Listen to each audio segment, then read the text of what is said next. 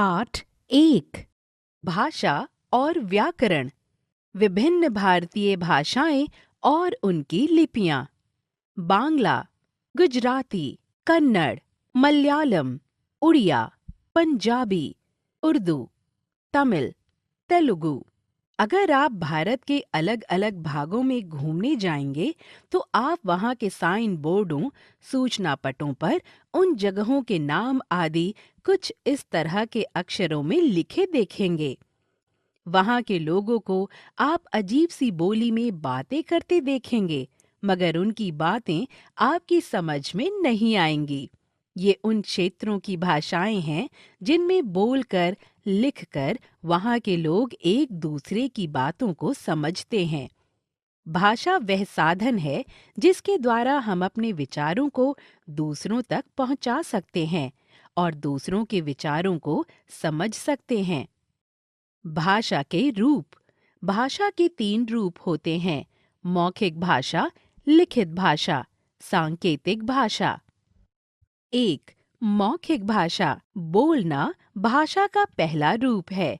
इसमें बोलकर और सुनकर बातों को समझा जाता है। रेडियो और टेलीफोन पर इसी भाषा का प्रयोग होता है। 2. लिखित भाषा। लिखना भाषा का दूसरा रूप है। इसमें लिखकर और पढ़कर बातों को समझा जाता है। पुस्तक और समाचार पत्रों में इसी भाषा का प्रयोग होता है। 3. सांकेतिक भाषा। संकेत करना भाषा का तीसरा रूप है।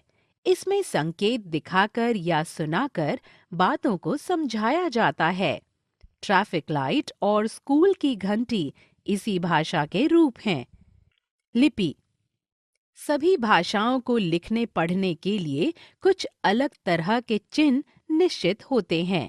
इन्हीं चिन्हों के द्वारा हम अपनी बात लिखकर समझाते हैं। इन चिन्हों को लिखने के अलग ढंग को ही लिपि कहा जाता है। भाषा के चिन्हों, वर्णों को लिखने के ढंग को लिपि कहते हैं।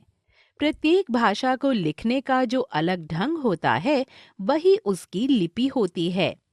अपने देश में प्रचलित कुछ भाषाओं और उनकी लिपियों के नाम इस प्रकार हैं: भाषा, लिपि, लिपि चिन्ह। हिंदी, संस्कृत, देवनागरी, मलयालम, शलाका, पंजाबी, गुरुमुखी, अंग्रेजी, रोमन, उर्दू, फारसी। व्याकरण। किसी भी काम को करने के कुछ नियम होते हैं।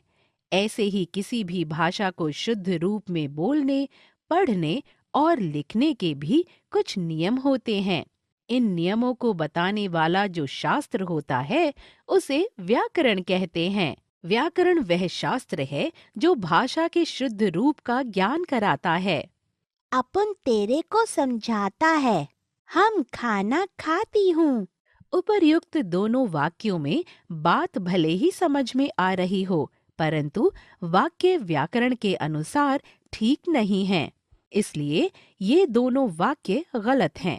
पहले वाक्य में अपन तेरे को समझाता है अशुद्ध वाक्य है।